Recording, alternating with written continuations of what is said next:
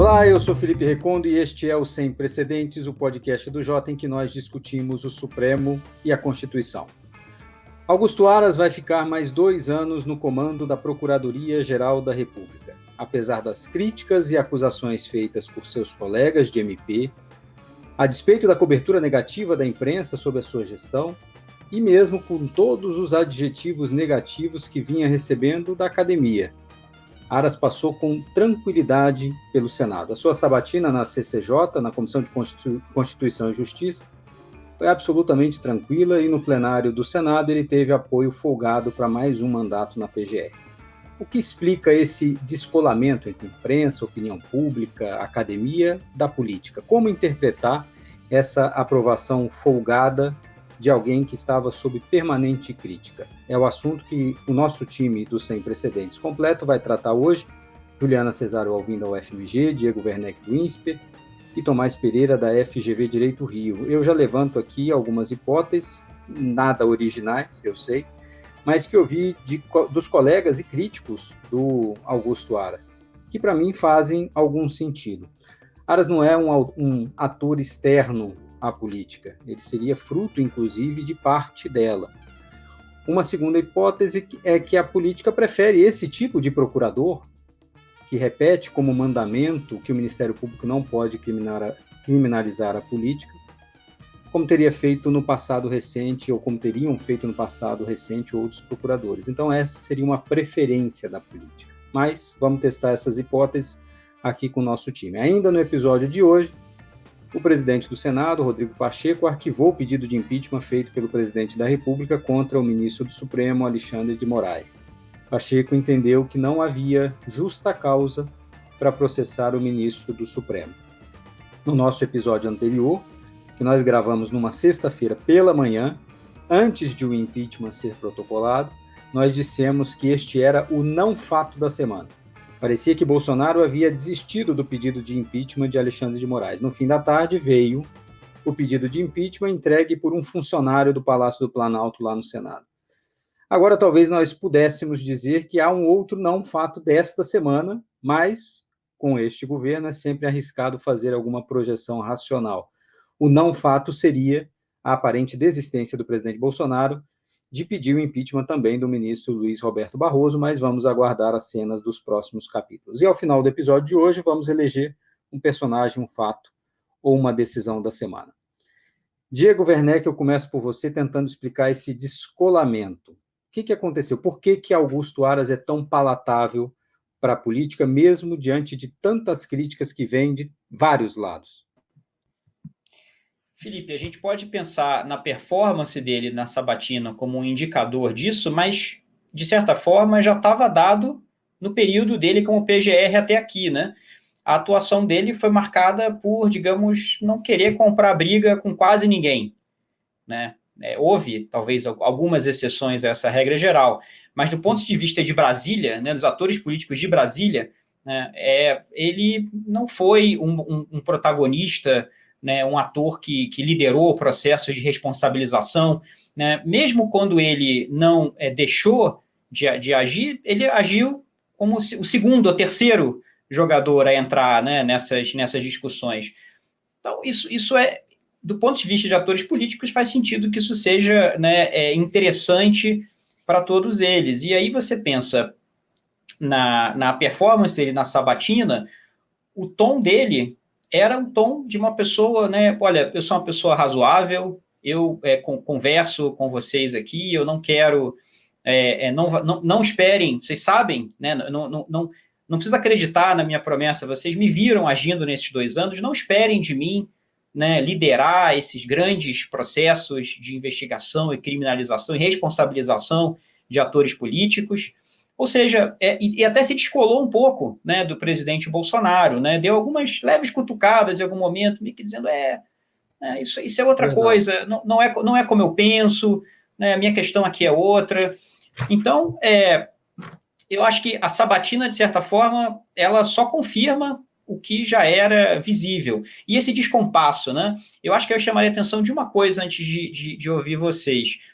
Acho que nesse debate do último ano sobre o desempenho do Aras, né, teve um ponto importante levantado de eventuais falhas no sistema, né? A gente tem aí um PGR que tem um mandato de 2 anos e ele é o grande gatekeeper dessa responsabilização do presidente, da investigação contra o presidente e atores com foro. Então, se ele não embarca numa investigação, numa tentativa de responsabilização desses atores, é difícil ter o que fazer, não tem o que fazer, isso é um problema do sistema. De fato, né, você pode até imaginar que no interstício entre a indicação e a recondução, o fato do PGR ter esse mandato estável pode gerar esse tipo de problema. Agora, o nosso desenho submete ele ao crivo de atores políticos a cada 2 anos. E foi exatamente isso que aconteceu. Então, a responsabilidade é dos políticos, né? É uma decisão política com apoio bastante disseminado. O Aras é esse candidato que é publicamente fraco, né, no termos da opinião pública, muito criticado, muito controverso, muito contestado, e politicamente forte, né? E isso me parece que é muito importante ter em mente, porque não é porque o Bolsonaro é forte demais, é porque o Aras conseguiu fazer algo que agrada a um grande conjunto de atores políticos. Acho que esse é o ponto importante. Diego, até na sabatina, ele se colocou numa posição interessante, até como, poderia dizer, como vítima da polarização. Ele disse que quem na polarização age com cautela é acusado de ser omisso, o que é uma percepção. A gente estava falando aqui antes de começar a gravar que ele tem uma posição de observador. A ministra Rosa falou espectador, mas eu diria observador externo, parece. Ele parece que está de fora assistindo tudo e ele age quando estrategicamente achar que deve agir. Juliana, e você, como é que explicaria essa desconexão de política, mídia, etc., e a aprovação do Aras? Olá, Recondo, Diego, Tomás. Eu concordo com essa avaliação, né? Eu diria que a confirmação do Aras, ela não surpreende, talvez surpreendesse se ele não fosse confirmado, né? Eu diria que ele não é nem melhor nem pior do que aquela posição política hegemônica de quem o confirmou, né? E a gente tem que lembrar que esse Senado, né, uma parte dele, ou essa política que está aí, que está consertada, que está favorável com essas manifestações, foi eleita em 2018. E se a gente tem um descompasso com a opinião pública, é um descompasso que vem sendo crescente nos últimos 2 anos, né? Nos últimos 3 anos.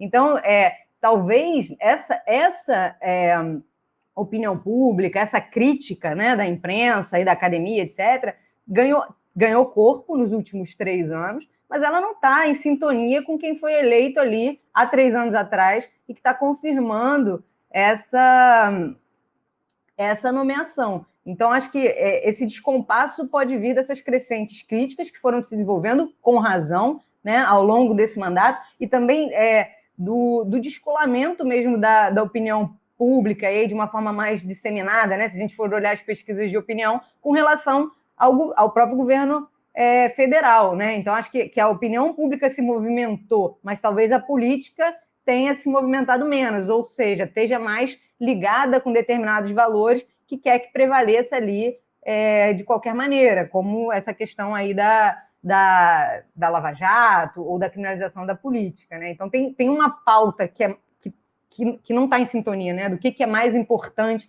nesse momento, do que é a prioridade entre o que está prevalecendo, essa visão hegemônica da política, e o que está em questão na opinião pública. Mas é claro que, apesar de não ser surpreendente, não deixa de ser decepcionante, né?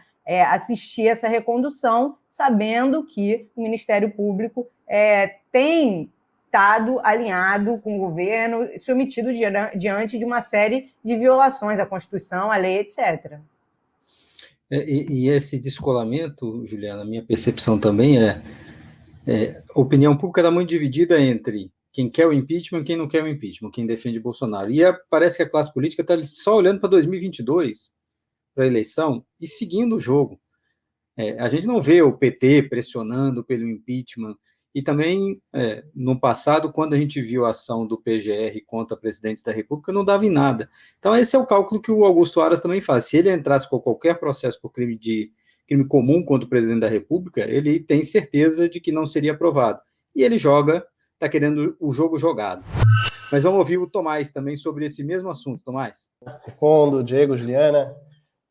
Acho que eu vou continuar dessa deixa que você deu, Felipe. Acho que a gente vamos pensar por que o Aras é criticado, e daí vamos pensar por que isso incomodaria ou não incomodaria o Senado e a classe política. Né? Em geral, o Aras é criticado pela sua atitude enquanto PGR, né, detentor de certos poderes e de sua atuação no Supremo, não só no Supremo, mas especialmente no Supremo. Né? Então ele é criticado, talvez, por não denunciar o presidente Bolsonaro por crimes que ele teria cometido. Né? Isso é um tipo de crítica. Ele é criticado, às vezes, pelo tipo de parecer, pelo tipo de opinião que ele dá nas ações que estão correndo no Supremo, como o PGR. E ele é criticado, às vezes, por talvez não entrar com certas ações, não ser ele que entra com certas ADIs, ADPFs, contra certos atos do governo. Agora vamos pensar por que isso incomodaria o senador. Mesmo que eu concordasse, mesmo que os senadores concordassem, todas as coisas são ruins. Bem, o sistema político não precisa do PGR para derrubar o presidente. Ele tem um processo de impeachment e qualquer cidadão pode entrar. Tem inúmeros processos de impeachment na mesa do presidente da Câmara. Exatamente. Então eles não estão dependendo do PGR para fazer isso, que é o que você acabou de falar. Né? Acho que essa é vamos pensar nas outras coisas. E é isso que ele fala, viu, Tomás? É exatamente isso que todo mundo quer que eu faça, mas processo por crime de responsabilidade não é comigo necessariamente. Qualquer cidadão pode fazer. Então, eu acho que eles têm inclusive a CPI, né? Então eles têm mecanismos para fazer o que eles estão fazendo, para ir atrás, a CPI está fazendo isso, então o Senado tem esse mecanismo da CPI, o impeachment existe, passaria pelo Senado, isso existe.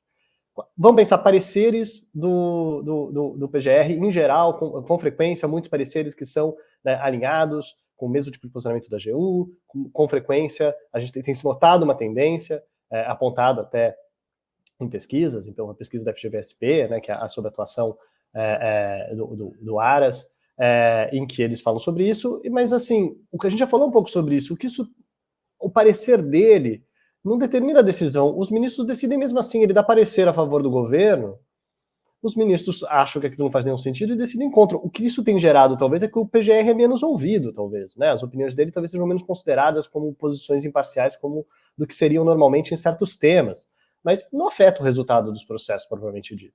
E ele não entrar com as ações, que não são exclusivas deles, ao contrário, né, daquelas de pessoas que têm foro, tem os outros legitimados todos aí entrando, né?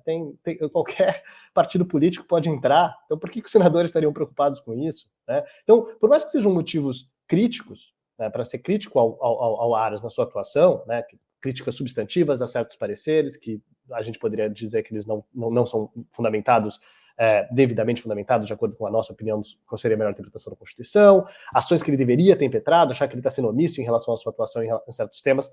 Mas isso não afeta para os senadores e para a realidade política. As ações vão continuar sendo decididas pelo Supremo, as ações precisam ser impetradas, vão continuar sendo impetradas por quem tem legitimidade, e o PGR não ir atrás especificamente do Bolsonaro não é algo que está impedindo os senadores de fazer algo. Né? Então, eu diria que me parece que isso já explica um pouco, para além do que vocês já falaram, porque que esses motivos, mas sejam verdadeiros de crítica, não são motivos de incômodo. Acho que a outra coisa a falar só é simplesmente que, a não ser que o Senado tivesse disposto, tivesse capacidade e disposição para fazer algo sobre até o que a gente estava falando antes, né, Felipe?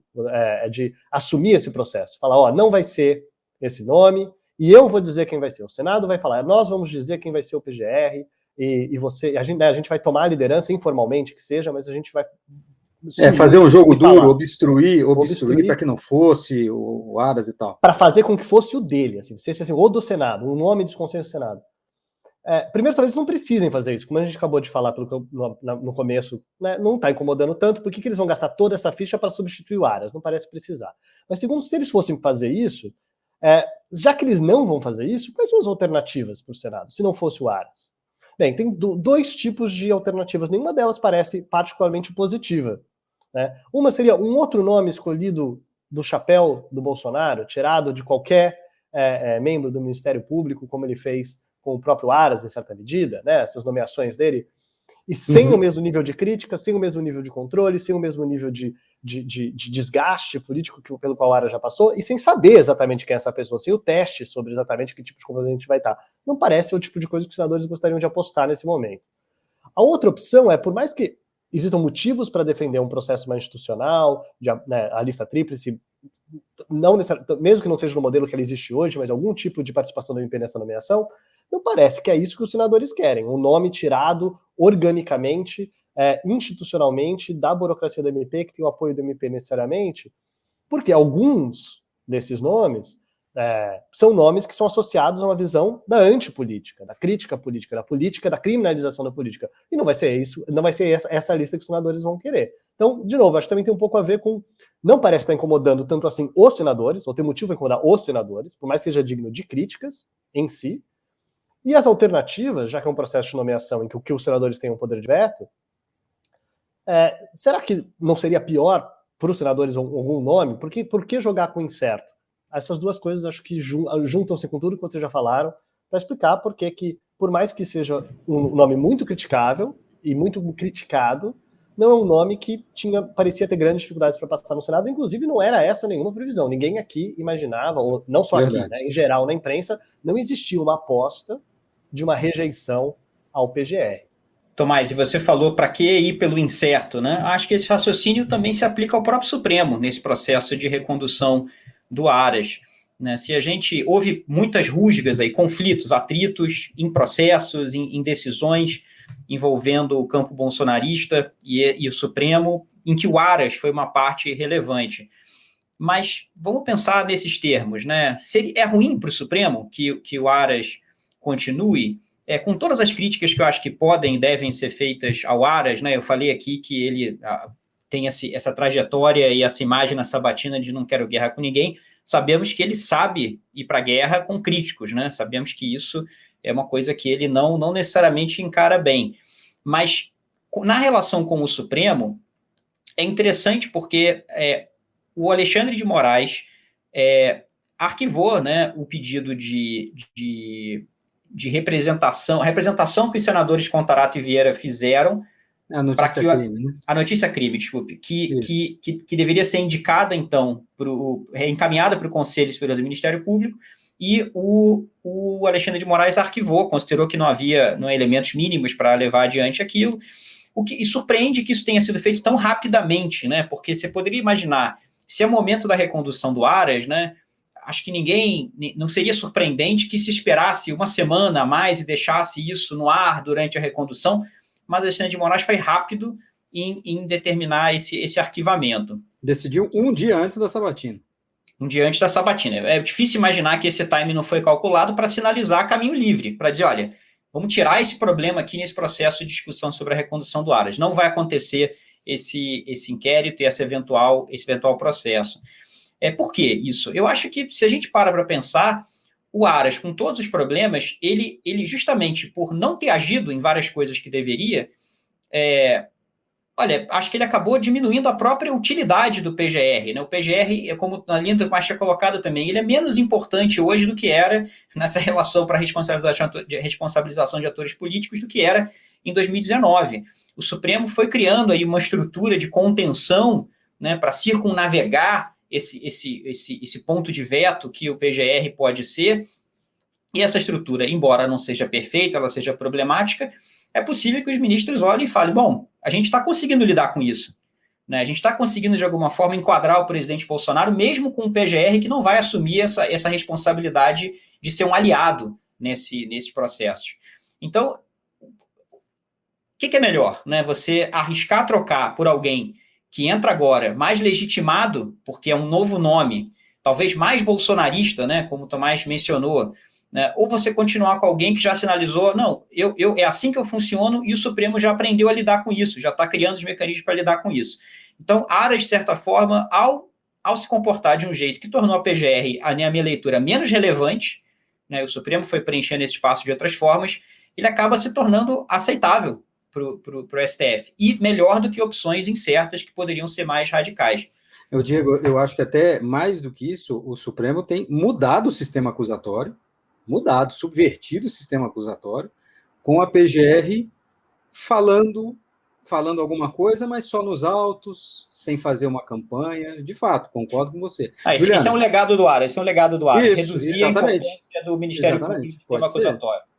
Não, o que eu ia falar é que eu acho que o que choca nesse cenário todo é que todos esses atores que têm poder nessa recondução, né, seja o Supremo, um poder, digamos assim, informal, de dar seu aval ou não, sejam os senadores, claro, com seu poder de fato de aprovar ou não, parece que o que espanta é que um fator ele prevalece com relação aos demais, ou com relação a todas essas críticas às quais o Aras está sendo sujeito, né? Que é o fato dele ser um cara do sistema, um cara que não é disruptivo, que não é um homem-bomba, que vai dançar conforme a música, que é o que ele mais ou menos tem mostrado. Eu acho que isso é um pouco assim chocante, né? Nesse sentido, porque parece que esse é o fator primordial, mesmo que ele esteja contribuindo para uma deterioração das instituições, mesmo que ele esteja sofrendo críticas dentro da sua própria corporação, né? E essa questão, isso é curioso também, como a questão da lista tríplice, que foi uma questão na primeira nomeação dele, meio que desapareceu agora e foi naturalizada, né? Então a gente vê assim o tipo de dano que está sendo gerado por essa nomeação, para além da figura e da conduta, tem a ver com essas outras questões também, né? Da desinstitucionalização do próprio MP, ou das próprias nomeações, enfim. Mas essa questão nem veio à tona nessa sabatina, nesse momento, porque já se deu de barato que vai ser assim ou que está sendo assim. Então, para mim, o que chama bastante atenção, e que eu acho que é de onde vem esse incômodo com essa nomeação que não surpreende, é que ela passa por cima de um monte de coisas em prol de uma coisa específica, que é essa manutenção desse equilíbrio de quem está dentro do sistema, seja Supremo, seja parlamentares e seja o próprio Bolsonaro, que embora aparentem e em vários momentos de fato estejam em conflito, estejam em tensão, conseguem ali se consertar, se amarrar numa situação como essa. E aí eu acho que o que espanta é como que rapidamente essas forças que vão estar, né, muitas vezes em conflito ou numa tensão, elas se harmonizam ali em prol de um determinado fim que atende a todas mais ou menos de alguma maneira, ou é menos pior para todas, né? E o Aras, nesse sentido, se coloca muito bem, né? Ele dá a todo mundo o que todo mundo quer e consegue, de alguma maneira, ter, não um consenso, né, mas uma hegemonia ali naquelas forças. Uma coisa relacionada a tudo isso que eu queria, acho que salientar, me chamou a atenção que durante a sabatina o Aras tentou, em certa medida, em certos momentos, se apresentar como um grande injustiçado, né? Você iniciou, né, o programa hoje, Felipe, falando sobre como ele recebeu críticas do Ministério Público, né? Teve inclusive ações, e pedidos de subprocuradores do Ministério Público contra ele, acusando ele de prevaricação, uma coisa que me parece, não tenho certeza, me parece sem precedentes, para a gente usar o nome do nosso programa, muitas críticas na imprensa, muitas críticas na academia, e o Aras respondeu a isso tentando se apresentar como injustiçado, apresentando certos números, dizer que na verdade ele faz, tentando dizer que ele faz, mas que ele não é midiático, então ninguém percebe que ele faz porque ele não está tentando aparecer, mas é surpreendente que os próprios membros do MP que estão lá dentro, que a imprensa, que está investigando e tentando obter informações, e que a academia, que pesquisa a atuação, ninguém está vendo, né? Então ele tentou apresentar assim como um grande injustiçado, um grande perseguido. Nesse sentido, inclusive, me lembrou o Bolsonaro, né, que o nomeou, né, que também se apresenta como um grande injustiçado, né, perseguido por todos, pelo sistema político, pelo Congresso, pelo STF, pela imprensa, pela academia. Então nisso ele está parecido com o presidente que o nomeou, né? Mas, em primeiro lugar, por mais que eu acho que isso não convence ninguém que acompanha, né, que ele seja um grande injustiçado, acho que as críticas têm razão de ser, né, por mais que ninguém está negando que ele tenha feito algumas coisas, que ele tenha atuado em alguma medida, que ele tenha... Ninguém está dizendo que 100% do que ele fez está em sintonia com o governo, mas as pessoas estão apontando para aquilo que talvez seja mais relevante, que seja mais importante, que destaque, que as pessoas consideram mais importante e que tenham impactos maiores, né? Então, de qualquer maneira, não parece fazer sentido, mas eu ia chamar outra atenção, né? Se ele tivesse razão, se ele for um grande injustiçado, se na verdade ele está atuando de maneira estrita e em várias medidas, segundo ele próprio, contra interesses do governo, né? Contra interesses do governo, seja na pessoa física, né, do presidente da República, nos inquéritos que existem, seja e da sua família, seja contra ações do governo. Se isso tudo fosse verdade, ninguém está percebendo isso, inclusive o próprio Bolsonaro não está percebendo isso, porque parece que o presidente da República notoriamente se sente perseguido por todos. Inclusive, é famosa a personalidade dele de ser, inclusive, um tanto quanto, às vezes, descrito como uma pessoa que se sente com mania de perseguição. Então, ele é um presidente que escolheu o Aras simplesmente sem nenhuma lista tríplice, sem nenhum processo. Ele escolheu o nome do Aras porque ele quis, completamente. E na recondução também estava completamente desinibido, poderia ter escolhido qualquer outra pessoa. Lembrando que isso, de novo, é um presidente que já tentou atuar para mudar a direção da Polícia Federal e do Ministério da Justiça, por conta de sentir que estava sendo perseguido por essas instituições, que recentemente houve uma grande mudança, né, na chefia das Forças Armadas do Brasil, o ministro da Defesa, porque estava se sentindo não suficientemente protegido pelas instituições. Então esse presidente, que se sente perseguido, e que quando se sente perseguido, inclusive destitui, vai contra, né, e tenta, retira e muda as pessoas que estão no lugar, ele não só não está afirmando todas essas coisas em relação ao PGR, como acabou de o reconduzir, né? Então, eu acho que seria profundamente surpreendente se isso que o Aras está dizendo fosse verdade, se ele fosse um grande injustiçado, e o Bolsonaro, mesmo assim, o nomeasse. As coisas não combinam, né? Isso indicaria que nem o Bolsonaro está percebendo, e se nem o Bolsonaro está percebendo, então tem alguma coisa estranha nisso, ou algo que seria ainda mais surpreendente, né? Que o Bolsonaro, apesar de tudo, resolveu nomear alguém que está atuando contra os seus interesses da PGR sem ter nenhum tipo de necessidade de fazê-lo, que também seria mais surpreendente. Então, esse discurso da grande perseguição e da grande incompreensão da imprensa, eu acho que só faz ele parecer mais com o presidente que o nomeou, e talvez explique, inclusive, essa recondução, essa nomeação, o apoio que ele tem, e quem sabe até poderia ser, né, como as pessoas espantaram, uma nomeação para outros cargos no futuro, caso surja essa possibilidade, né, eventualmente uma cadeira no Supremo, num eventual segundo mandato, caso isso aconteça, é algo que se especula. Tomás, e até falando dos números que ele apresentou, como você mencionou, ele falou, por exemplo, 80% dos pareceres da PGR foram em favor ou acabaram confirmados por decisões do Supremo nas políticas para combate à Covid. Portanto, pareceres certamente contrários ao que o presidente da República vinha defendendo. Aí ele falou, a própria Procuradoria pediu a busca e apreensão, por exemplo, contra o cantor Sérgio Reis. Também foi a favor da prisão de Daniel Silveira, foi quem abriu o inquérito dos atos antidemocráticos. Mas é claro que nesse balanço, pode ser, muito provavelmente, como você falou, e é óbvio, né, está muito confortável ainda para o governo que Aras continue na PGR.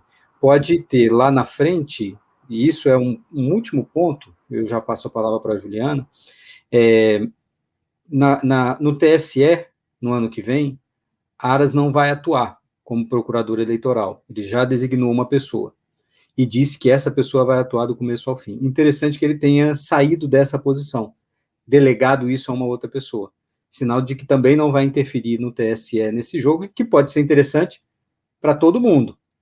Talvez menos para o Bolsonaro. Mas, enfim, é algo a ficar de olho. Isso foi combinado com o Bolsonaro? Que o Bolsonaro está sabendo que o Aras já... Está assim, claro que ele não vai se colocar nessa posição na esfera eleitoral?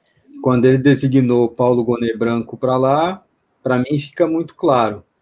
Mas aí é uma discussão para o ano que vem, vamos ver como é que as pesquisas vão, mas de fato, se Aras quisesse ser o gatekeeper no TSE, ele não teria designado essa pessoa e dito, inclusive, se comprometido a que ela teria autonomia total. Juliana, você queria colocar um último ponto para a gente passar para o próximo? Não, nessa linha, justamente, eu queria chamar a atenção para o fato de que o Aras ele tem mostrado que ele sabe jogar também com essa estrutura interna do MP e com as supostas tecnicalidades, né? Durante a sabatina, a gente viu ele, em alguns momentos, escapar de questões controversas, dizendo, como no caso da prisão do Roberto Jefferson, né? Olha, eu fui contra por questões técnicas, como se as questões técnicas não fossem passíveis de discussão, não fosse direito, não fosse o que a gente discute aqui óbvio, toda semana, né? Óbvio. Mas assim, olha, eu realmente acho que tinham ali ameaças à democracia, mas por questões técnicas. É claro que ele pode ter uma razão jurídica para ser contra, mas não é assim uma questão técnica que está blindada de um escrutínio, e ele faz isso, né? E durante a sabatina. E um outro elemento que ele faz durante a sabatina é dizer, olha, membros do Ministério Público, eles têm autonomia, eu não mando neles, então quando é conveniente, né, ele fala como PGR, como representante da instituição, que fala pela instituição, e quando é conveniente também ele se descola das ações individuais dos membros, né? E a gente vê ele usando isso também para dentro, quando é levado ao Supremo mesmo a questão, né, das reclamações que têm sido feitas à sua conduta dentro da própria corporação, como ele joga com as instâncias internas também de modo a não ser prejudicado, né? Então ele usa todos os mecanismos e essas supostas tecnicalidades para poder se posicionar, poder acenar conforme a coisa vai, né? Poder se alinhar ao que é mais conveniente ali naquele momento e poder se justificar de um lado e de outro, ainda que possa parecer contraditório. E não dá para negar, faz isso de forma muito competente, né? Qual a imagem que você tem do Supremo Tribunal Federal? O que primeiro te vem à cabeça quando você ouve a sigla STF? E deixa de fora desse seu mau sentimento. Você é uma pessoa horrível, uma mistura do mal com atraso e pitadas de psicopatia. Não, eu não admito que Vossa Excelência suponha que todos aqui nesse plenário sejam salafrários, só Vossa Excelência seja vestal. Vossa Excelência está na mídia, destruindo a credibilidade do judiciário brasileiro, é isso? Por que essa fixação no Supremo? Você não acredita na sua Suprema Corte? Não acredito. Acabou, porra! E se eu te disser que isso é resultado de um plano? Que existe uma ordem nesse caos? Essa imagem que você tem do Supremo hoje não é acidental. Quer ver uma coisa? Qual a sua lembrança do Supremo da década de 80 ou da década de 90, para não irmos tão longe assim? Difícil puxar da memória, não é? O assunto está encerrado. Vossa Excelência veio com a sua tradição. Essa imagem de 11 ministros em conflito permanente, interferindo na política o tempo todo, povoando o noticiário, essa é a imagem que você deve ter hoje do Supremo. Vamos encerrar a sessão. Há alguns anos eu conversava com um ministro que saiu do STF antes de as sessões serem transmitidas ao vivo pela TV. E ele me contou como a sua vida era boa. Toda semana ele participava das decisões que ditavam os rumos do país, mas no sábado e domingo ele voltava para o Rio de Janeiro e andava tranquilamente pelas ruas sem ninguém saber quem ele era. Era como ser um bom juiz de futebol que dita as regras do jogo, mas que ninguém enxerga quando a bola começa a rolar. Ou seja, um juiz que a torcida não xinga. Alexandre, seu golpista! É muito bom, né, Gilmar? Você acha que isso é bom para os brasileiros? Fudeu o nosso país e vir pra cá. É de uma injustiça imensurável. O Supremo é uma vergonha, viu? Essa é a história de como há 30 anos a imagem de um Supremo discreto, no canto da Praça dos Três Poderes, com ministros que pouca gente sabia os nomes, começou a mudar. Nos próximos 4 episódios você vai entender como essa estratégia foi desenhada ao longo do tempo. Quem vai nos ajudar a contar essa história são as pessoas que construíram essa fotografia do Supremo. Algumas delas participaram de decisões fundamentais para explicar a face pública do STF de hoje. Num prédio cujas paredes são de vidro, não adianta esconder, não adianta editar. O Supremo de hoje não é mais o desconhecido de ontem. O Paredes São de Vidro é o novo podcast do Jota em 4 episódios. E a cada 15 dias, um novo episódio será disponibilizado na sua plataforma preferida de podcasts. Enfim, vamos passar para o nosso próximo ponto, que é impeachment do ministro Alexandre de Moraes. O presidente do Senado, Rodrigo Pacheco, arquivou o pedido feito pelo presidente Bolsonaro na semana passada. E eu queria ouvir vocês. Podemos começar por você, Diego, sobre isso, sobre a justificativa, inclusive, do Rodrigo Pacheco, né, de que não haveria justa causa. Algo que estava meio óbvio já, né, mas queria te ouvir sobre isso, sobre o arquivamento desse pedido de impeachment. Depois a gente fala sobre Barroso, se vai vir ou se não vai vir um outro pedido.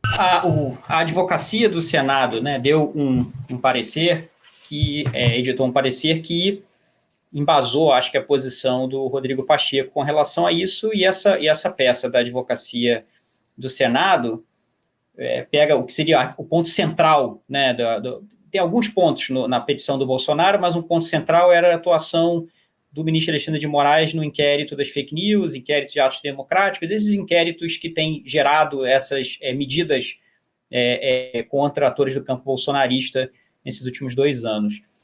E no caso específico do inquérito das fake news, tem, né, o problema da origem do inquérito, ter sido uma coisa instaurada de ofício, né, que o Bolsonaro relembra essa história toda. O problema, como a peça do Senado nota, é que são questões que foram resolvidas pelo Supremo. Né? Realmente é muito difícil você dizer, olha aqui, tem um problema, tem uma ilegalidade grave, flagrante, quando o Supremo já aprovou esses atos. Né, aprovou a estrutura do inquérito, aprovou várias das decisões tomadas no âmbito desse inquérito, e parece estar no mesmo barco que o ministro Alexandre de Moraes, não só informalmente, mas formalmente, em decisões que são confirmadas depois pelo plenário. O próprio Augusto Aras, o próprio PGR, tem participado desse inquérito, né? Às vezes o AGU, exatamente. Então, é como se, né, de fato, fica bastante evidente que, olha, se esse é o seu principal acusação, você precisa olhar em volta, né, porque os atores do seu próprio governo estão participando. Pode fazer críticas aqui pontualmente, ou diverge de uma decisão ou outra, o que é normal, é do jogo, mas nem o AGU, nem o PGR estão falando como se fosse uma coisa inaceitável, e o Supremo já confirmou. Então, acho que esse é o principal ponto. O longo pedido de impeachment apresentado pelo presidente Bolsonaro tem nesse o principal ponto, e não é à toa, né? Porque isso tem um grande impacto no campo bolsonarista, dessas decisões que tem vindo algumas das principais ameaças a esses atores. E veio em seguida, hein, Diego? E veio em seguida a decisão do ministro Fachin de arquivar aquelas ADPFs que contestavam exatamente o regimento interno, o artigo do regimento interno que dava base para o inquérito das fake news. Sem dúvida. Disse, primeiro, a petição estava mal feita, porque não arguiu tudo que deveria. Porque não arguiu, por exemplo, a resolução posterior do Supremo, que já regulamentava também o próprio regimento. E segundo, ele falou, já está decidido. Vocês estão pedindo algo que já está decidido. Então, arquivou de pronto. É a mesma coisa, né? Só que agora, além de já estar decidido, dá para apontar que tem atores institucionais do próprio governo que de certa forma, corroboraram esses procedimentos, né? Então, esse era o principal ponto, e não é surpresa que tenha a decisão do Rodrigo Pacheco, do ponto de vista jurídico, não me parece nada surpreendente. Acho que esse era um caso de arquivamento mesmo, sumário do pedido de impeachment, né? Agora, do ponto de vista político, a gente pode, né, tentar imaginar por que... Mas aí eu ouvi vocês, né, como é que foi esse cálculo. Mas do ponto de vista jurídico, não me surpreende. Já tirou, o Rodrigo Pacheco já tira do caminho, né? Já tira esse assunto do caminho, pensando também nessas manifestações de 7 de setembro. Tira esse foco, essa lupa de cima do Supremo, né? Não fica uma coisa pendente para 7 de setembro. Ninguém vai no 7 de setembro ficar pressionando o Senado para decidir isso. Já está decidido e ponto.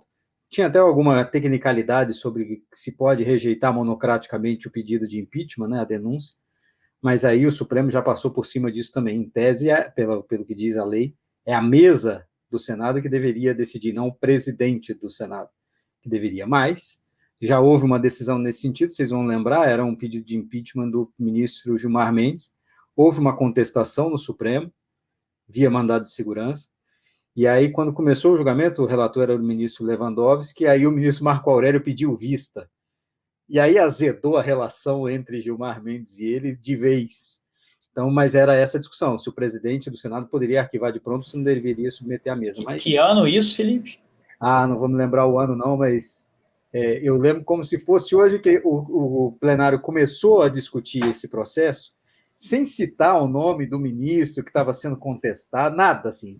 Foi naquele finalzinho de sessão, todo mundo baixou a voz, começou a falar mais rápido, o ministro Lewandowski levou o voto, todo mundo concordou, o ministro Marco Aurélio pediu vista. Nisso daí deu uma azedada total no clima. E lembrando desse tema do ministro Marco Aurélio, houve um pedido de impeachment posterior a esse que você está escrevendo, contra o ministro Marco Aurélio no Senado, que o Renan, em 2016, se eu não me engano, também arquivou sumariamente. né? Foi alguma decisão, acho que foi sob uma decisão do Marco Aurélio de mandar a Câmara dos Deputados apreciar um pedido de impeachment contra o Temer. Foi 2017, eu acho. Né? Posso estar errando aqui nas datas, mas acho que os fatos são mais ou menos esses, e houve um arquivamento sumário também pelo Renan na presidência. Agora, Diego, sabe que tem uma coisa interessante? Eu queria ouvir o Tomás e a Juliana também. Depois a gente vê nas redes sociais gente reclamando do seguinte: nunca um ministro do Supremo foi investigado. Não vou nem voltar à ditadura quando todos foram, mas não é nem essa questão, mas para ter investigação precisa de ter alguma coisa objetiva. O Senado já poderia ter feito isso várias vezes, e já houve tantos pedidos de impeachment. Alguns ficaram até mais tempo para serem arquivados. Já numa desconfiança de alguns senadores de que algumas coisas não estavam corretas. Mas a gente pode lembrar, a CPI do Judiciário, que foi capitaneada pelo senador Antônio Carlos Magalhães, tinha como foco e discurso também decisões do Supremo. Eu me lembro não, né, mas lendo jornais da época, eu não era jornalista ainda, mas lendo os jornais da época, ele mesmo ia para a tribuna para dizer, olha, esse recurso extraordinário está há tanto tempo com o ministro Nery da Silveira, ele não decide nada. E aí o ministro Nery da Silveira certamente não tinha visto, ou não lembrava do recurso extraordinário, qualquer coisa do gênero, ou estava na pilha de processo que eles têm, ia lá e decidia o negócio e tal. Mas o Supremo já esteve no alvo da política muitas e muitas vezes. E essa relação, ou essa inter-relação e esse controle não se dá só por pedido de impeachment, né? Tem outras tantas formas de se fazer isso, mas agora se quis elevar a esse tom, aí uma briga também ideológica. Mas queria ouvir vocês, Tomás e Juliana, sobre o arquivamento do pedido de impeachment, e se vem alguma coisa ainda sobre Barroso. O que vocês acham? Tá. Não, então, acho que nessa linha, acho que a primeira coisa de novo, sem precedentes, um presidente da República pediu impeachment de um ministro do Supremo. Né? É algo que não se tem memória. Qualquer um pode pedir, qualquer cidadão pode entrar com pedido, a gente sabe, mas a gente sabe que é diferente quando um agente institucional muito importante, no caso o presidente da República, entra com pedido. Deveria dar um grau de credibilidade. Você imagina que, de duas uma, ou essa pessoa só entraria quando tivesse algo muito objetivamente evidente, ou então que mesmo que não tivesse, que o seu peso da presidência fosse capaz de fazer aquilo se mover, mesmo que não chegasse a um julgamento final, fizesse com que a política se movesse. E que, caso o presidente não tivesse esse peso, ele não faria isso. Então, o que eu chamaria a atenção é curioso que o pedido do Bolsonaro foi tratado com a mesma sem cerimônia e com a mesma desconsideração que o de qualquer cidadão brasileiro que entre com pedido estapafúrdio. Foi isso que aconteceu. Né? O que deveria ser algo que sinaliza algo ruim para o presidente. Por que um presidente se colocaria nessa situação? Né? Por que alguém cujo poder e importância e influência política quando testado e mostrado que ele não é tão grande assim, né? Veja bem, eu não estou dizendo que... Mas o Tomás parece um governo que quer confessar determinadas fraquezas ou criar uma teoria de perseguição. Se a gente for terminar esse governo, talvez se a gente fizer uma estatística de ADIs propostas pelo presidente da República e recusadas, ou ADPFs, vai ter um recorde. Porque ele entra para perder. Porque isso motiva também o seu eleitorado, né? Não, é isso que eu ia falar. Eu acho que tem... Então, vamos perguntar, por que ele vai fazer isso? Por que ele vai mostrar, em certa medida, a sua fraqueza em mover o sistema político de novo? Eu não estou dizendo que conseguir um impeachment de um presidente seria uma coisa muito... de um ministro supremo sem motivo, seria algo muito difícil mesmo. Ainda bem. Né? Claro, mas digamos que nem ter uma comissão, nem ter aí digamos, isso nem gerar... Se o sentido fosse gerar algum tipo de apreensão ou receio, algum tipo de tentar fazer com que os ministros supremos talvez ficassem um pouco mais atentos ao que fazem, esse efeito certamente não vai ter. O presidente não mostrou isso. Então, quais seriam os efeitos?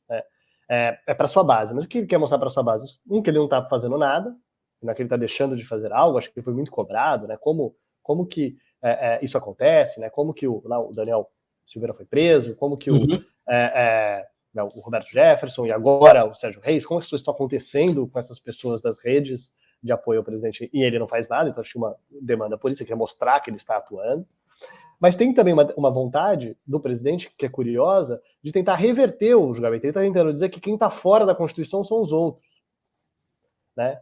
Mas que é curioso, é difícil o Bolsonaro emplacar isso, ou pelo menos emplacar isso para fora das redes de apoiadores muito fortes deles, né, que não questionam o que ele diga, de um presidente que está o tempo inteiro, né, dizendo coisas como a Constituição sou eu, né, dizendo que, fazendo falas sobre a necessidade, né, de atuar contra as instituições, contra o próprio Supremo, né, fazendo críticas. Então é difícil acreditar que que quem respeita a Constituição, né, no detalhe, que está sempre seguindo a Constituição, é ele, e que são os outros que estão fora. Então, mas é curioso que ele está querendo fazer isso. Para quem? Para a história é difícil, muito difícil imaginar que ele esteja fazendo isso para o futuro, né, para o registro histórico futuro. Tanto falta de preocupação dele com isso, talvez, quanto porque os historiadores do futuro não vão cair em algo tão frágil. Então é para alguém hoje. Ou é só para o discurso, para poder dizer que quem está fora da Constituição são os outros? Ou colocar todo mundo no mesmo barco? Do tipo, eu estou fora, eles estão fora também, está todo mundo fora. Parece que é um pouco isso que está acontecendo, né? Mas me chama a atenção tem outra coisa, ser colocado numa situação tão frágil. E tem outra coisa. Ele que dizia, por Arthur Lira, que existia no Brasil dois poderes, legislativo e executivo, e como se fosse inimigo, o judiciário. Ele chegou a mencionar isso depois numa conversa com Arthur Lira. Com essa decisão, ele botou Senado e Supremo juntos. Então, é até uma subversão da metáfora que ele fez. Juliana, e você? Eu chamaria atenção para o fato de que havia sido anunciado, né, pelo presidente Bolsonaro que seria o pedido, os impeachments de Alexandre de Moraes e Barroso. Mas o de Barroso não foi adiante, né? Não foi apresentado. E aí, ainda. Vamos falar no ainda, né? Porque na semana passada deu o que deu, mas ainda não. Por isso, eu acho que. Então, eu acho que o fato de ainda não ter sido apresentado levanta algumas questões. Uma é essa: será apresentado? Será que ele está sendo guardado? E qual razão para ele ter desmembrado essa apresentação? Em que momento ele vai lançar essa cartada aí na linha do que o Tomás colocou, né? O que ele vai querer incitar com essa nova cartada, se é que ela virá? E também o que significa ele ter escolhido iniciar, se é que virá o do Barroso, né, pelo ministro Alexandre de Moraes, considerando, e aí eu acho que tem alguns elementos que a gente pode levar em conta, né? Enquanto o Barroso, ele aí é o guardião da questão eleitoral e tem se oposto muito ao governo na questão do voto impresso, na questão da segurança das urnas, etc., o ministro Alexandre de Moraes é o cara, né, a pessoa dos inquéritos, né, das prisões e dessa atuação mais penal. E nesse momento, parece que Bolsonaro priorizou isso com relação à questão eleitoral. Então, acho que mais do que, né, fica uma pergunta, por quê? Por que ele priorizou isso? Talvez até o que seria contraintuitivo, né? Pensando no peso que teve recentemente essa questão das urnas eletrônicas, pensando também nos apelos que têm sido feitos aí para as suas bases com relação aos ministros, enfim, né? Pensando em outros elementos, alguns poderiam até dizer que essa ordem é contra-intuitiva, até porque o ministro Alexandre de Moraes teria possibilidade, talvez, de retalhar mais concreta, mais imediata, né? Então, por que se iniciou por ele? Pode ser que tenha a ver com uma priorização aí de agenda, né? Ou de blindagem. Eu quero me blindar, 7 de setembro, né? 7 de setembro, com relação a essa questão das prisões, das investigações, das fake news, etc., dos atos antidemocráticos que estão na mão do ministro Alexandre de Moraes. Mas acho que é uma coisa assim, acho que a gente talvez possa responder melhor essas perguntas a partir do desenrolar dessas questões aí nas próximas semanas. Maravilha, gente. Vamos aqui para a nossa rodada final, eleger um fato, uma decisão, uma personagem da semana, além do que nós já mencionamos aqui. Eu começo por você, Juliana. O que você destacaria, além de tudo que nós falamos aqui já, desses últimos dias do Supremo? Bom, eu chamaria atenção para o fato de que, apesar do Supremo estar inserido em toda essa controvérsia política, em paralelo estão ocorrendo perante o tribunal discussões muito importantes sobre direitos fundamentais, né?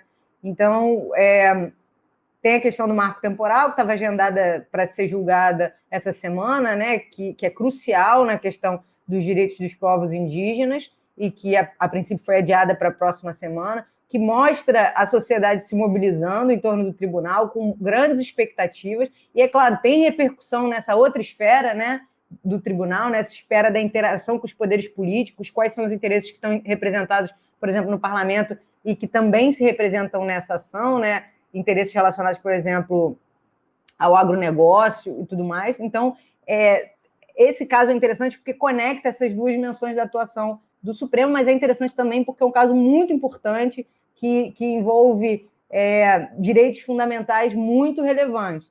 E, em paralelo a isso, então, mais uma coisa que está acontecendo que envolve sociedade civil, que envolve muita mobilização em torno do tribunal, foi a audiência pública convocada pelo ministro Dias Toffoli sobre a questão do ensino inclusivo de pessoas com deficiência, né? Então, a audiência pública foi essa semana, houve muitos participantes e os debates foram interessantes e é interessante também observar como é que o governo federal se posiciona nessa discussão, também mobilizando direitos, também mobilizando inclusão, também mobilizando diversidade, mas para empurrar uma agenda que é bastante alinhada ao governo, que tem a ver com a privatização das escolhas educacionais, digamos assim, para os pais, a família escolhe, na defesa das escolas especiais, né, que uma boa parte da sociedade se opõe, que vai contra um projeto muito mais longo que vem se consolidando de inclusão de crianças com deficiência em escolas comuns, com assistência, se for necessário, né? Mas é interessante olhar como é que essas visões apareceram na audiência pública e como muitas vezes os argumentos, a princípio, que foram mobilizados eram os mesmos, né? As mesmas palavras, os mesmos documentos internacionais para defender posições que vão em sentidos muito, muito diferentes. Então, foi uma discussão bastante interessante sobre direitos fundamentais e muito relevante que teve aí no Supremo essa semana também. Maravilha, Juliana. Diego, você, o que você destaca? Mais também na linha do que está acontecendo, né, no Brasil e no Supremo, fora essas questões da conjuntura, chamaria a questão, apontaria para um desdobramento da CPI da Covid, né, que continua funcionando, levantando elementos muito importantes para a eventual responsabilização de diversos atores políticos no futuro, e acabou, ontem, né, se eu não me engano, pediu ao Supremo que reconsiderasse sua posição, decisão da ministra Rosa Weber de junho, confirmada depois pelo plenário, sobre a impossibilidade de convocação de governadores para falar na CPI, né? E a CPI da pandemia está pedindo ao Supremo que reconsidere e pense na possibilidade aceite a possibilidade de convocar governadores como testemunhas. Eu não saberia muito bem, assim, não vi a peça ainda, os detalhes, mas eu acho que é algo a prestar atenção. Qual o argumento que eles estão usando para pedir ao Supremo que revisite um tema que já parecia consolidado desde esse julgamento em junho? O que eu ia destacar era o fato de que o Supremo vai julgar sobre o fornecimento de medicamentos de alto custo, né? E o que eu queria destacar nisso é que, né, a decisão foi de que, como regra, esses medicamentos vão serem fornecidos, mas precisa decidir sobre a exceção, que é sempre o problema do Supremo, né? A relação da exceção com a regra. Eles não simplesmente falaram que não pode nunca. Que o relator da ação que propôs os critérios para essa exceção foi o ministro Marco Aurélio, que não está mais no Supremo, né? E eles vão discutir a tese agora, né? Exatamente. O ministro Alexandre de Moraes propôs uma outra tese, o ministro Luiz Roberto Barroso propôs uma outra, com 5 critérios, o ministro Gilmar Mendes pediu visto, e isso vai para o plenário físico. Então, eu só chamaria atenção para isso, primeiro pelo efeito disso em geral, no país como um todo, nos casos específicos de pessoas que entram no judiciário pedindo, as pessoas estão sempre dizendo que o caso delas é exceção, então o mais importante num caso como esse é exatamente ter claro objetivamente quais são os critérios para saber se você está na exceção, né, porque todo mundo vai dizer que está. Então é muito importante essa tese para a gente resolver essa questão. Mas para além do impacto disso, eu chamaria atenção para que isso já é um dos casos em que, né, nós temos uma posição no plenário virtual, a posição foi levada para o plenário físico, e o ministro que estava no plenário virtual não está mais no Supremo, que é o caso do ministro Marco Aurélio. Vai ser interessante também a gente ver como que o Supremo vai lidar com isso. Se eles vão simplesmente considerar o voto do Marco Aurélio. Começou a tese talvez fique menos claro, né? Eles não sejam obrigados a dizer não vamos desconsiderar, eles vão redigir, mas já é uma sinalização, talvez, da postura deles em relação a esses casos, que vão ter outros. O ministro Marco Aurélio, claro, queria que tudo que ele fez no plenário virtual nada fosse desconsiderado, mas na prática, conforme outros processos em que isso aconteceu, né, em que ele votou no plenário virtual, mas que tiveram destaque, vão ser assistidos no plenário físico, a gente vai ver como que o Supremo vai lidar com isso. Se esses votos vão ser desconsiderados. Claro que quando o ministro ainda está lá, ele não se aposentou, ele pode simplesmente refazer o próprio voto de novo. Isso não é um problema. Isso é um problema específico para esses momentos em que você tem uma transição, algo que o Supremo precisa resolver, porque mudanças de ministros acontecem de tempos em tempos, né? Eles se aposentam, isso faz parte, processos supremos são longos, então isso às vezes acontece, não é que o destaque é julgado uma semana depois, às vezes é meses, anos depois pode acontecer, então isso também torna ainda mais comum que isso aconteça, e porque o plenário virtual está aí para ficar, pelo jeito. Então isso vai ser um problema que vai continuar acontecendo. O Supremo vai precisar tomar uma posição sobre isso, vai ser interessante, mas para além disso, acho que o impacto da questão para todas as pessoas que atuam, né, como partes ou como advogados em questões de medicamentos vai ser bem relevante. O ministro Marco Aurélio pediu, inclusive, formalmente ao presidente Fux que mantivesse seus votos, né, mas não houve decisão ainda sobre isso. Aqui, para a gente finalizar, semana que vem nós temos alguns julgamentos também importantes, a retomada, a continuidade do julgamento sobre marco temporal, um assunto que interessa e muito, especialmente para a temática indigenista. Muito provavelmente, pelo que nós soubemos, haverá um pedido de vista do ministro Nunes Marques, mas vamos esperar para ver se isso de fato vai acontecer. E também foi marcado o julgamento sobre o foro do senador Flávio Bolsonaro na investigação sobre as chamadas rachadinhas, desvio de dinheiro público da Assembleia Legislativa do Rio de Janeiro. O julgamento está marcado para dia 31. Interessante que a turma marcou esse julgamento nesse momento de conflito Bolsonaro-Supremo. Então vai ser interessante ver a projeção que alguns ministros têm feito de que vão manter o foro de Flávio Bolsonaro no Tribunal de Justiça. Vamos aguardar. E ainda teve essa semana, só para eu também não dizer que não falei das flores, o julgamento sobre a autonomia do Banco Central. O Supremo manteve a constitucionalidade da lei aprovada pelo Congresso, com alguns votos que não tinham muita aposta, ou que a aposta seria no sentido distinto, né, do ministro Fachin, por exemplo, apostava-se, ou se esperava que ele votasse contra a autonomia, mas não, houve uma vitória folgada, e aí isso gerou também um certo ruído, porque havia recados de que o presidente Bolsonaro já não concordava mais com a proposta, teria se arrependido da sanção e de ter enviado um projeto, e aí se ficou na dúvida sobre se isso teria alguma interferência em algum voto ou não teria. Mas, por 8-2, o Supremo garantiu a constitucionalidade da lei.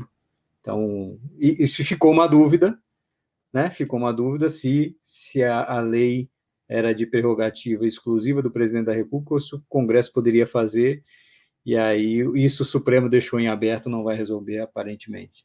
Sobre isso, Recondo, acho que é importante só para pontuar, que eu acho que realmente não tinha ninguém muita dúvida de que na parte substantiva, no mérito, não tinham votos ali para determinar que era inconstitucional. O próprio Lewandowski falou isso, né? Quando o próprio Lewandowski, exato. O voto dele era formal, ele considerava que existia uma inconstitucionalidade formal que tinha a ver com prerrogativa, né, exclusiva do presidente da República. De enviar a proposta para o Congresso, exatamente. E daí teve essa divisão que alguns ministros consideraram que, na verdade, não era exclusiva, não existia, na verdade, essa iniciativa exclusiva do presidente da República nesse tema, e outros acharam que existia, mas que ela estava sanada, nesse caso específico, porque tinha um outro projeto que estava pensado e que dizia a mesma coisa, que eles eram idênticos, e daí isso que ficou a grande visão. E eu acho que talvez isso seja o mais importante para o futuro, na verdade, para quem se interessa por direito constitucional e para separação de poderes, para o processo legislativo, acho que não tinha muita dúvida da constitucionalidade, que seria afirmada a constitucionalidade dessa autonomia. Mas fica aí uma dúvida que não foi resolvida, o ministro Lewandowski fez questão de deixar bem claro, ele queria que isso constasse expressamente, que não ficou resolvido, para que ninguém dissesse que ficou resolvido quando não ficou resolvido, porque foi um 5-5, inclusive, até por conta de a gente só ter 10 ministros, a gente só ter 10 ministros atualmente no Supremo, então foi realmente 5-5, quando você conta os votos, parece que nessa conta teriam sido 5-5 em relação a essa questão, que é uma questão muito mais ampla e mais importante para o futuro, para diversas outras reformas no futuro que afetem a administração pública. Os próprios ministros deram exemplos, né, que afetasse a FUNAI, que afetasse a área de segurança pública, né, a Polícia Federal. Então, isso são coisas para o futuro que é importante a gente ficar de olho e que não ficaram exatamente resolvidas. E talvez fosse mais, às vezes, no Supremo, às vezes o mais importante para o funcionamento das instituições é o motivo pelo qual aquilo foi resolvido, do que a decisão em si, né? E nesse caso, o motivo não foi decidido. A gente vai ter que esperar um caso futuro para ter uma posição sobre isso. E acendeu o sinal amarelo para alguns ministros que entraram em contato com o Rodrigo Pacheco para acelerar a sabatina do André Mendonça para o Supremo. Vamos ver se isso se desenrola. Também vamos esperar as próximas semanas. Gente, obrigado mais uma vez e a gente volta no próximo episódio do Sem Precedentes. Obrigado, gente. Obrigado, até a próxima. Valeu, até a próxima. Se você gosta do Jota, conheça agora o Jota Pro. Informações diárias exclusivas e ferramentas únicas para ajudar a definir os rumos da sua empresa. E com o Jota Pro Tributos, você recebe informações de bastidores e análises do andamento das principais questões tributárias em jogo no país, especialmente as discussões sobre a reforma. Você também tem acesso exclusivo aos resultados dos julgamentos do CARF, do STJ e do STF no mesmo dia em que acontecem. E mais, os algoritmos da ferramenta CARF Previsível permitirão saber quem tem mais chance de vitória nas disputas da casa. São informações que podem valer milhões de reais para a sua empresa a um clique de distância. Jota Pro. Não tome decisões no escuro. Acesse www.j.info/pro e conheça mais.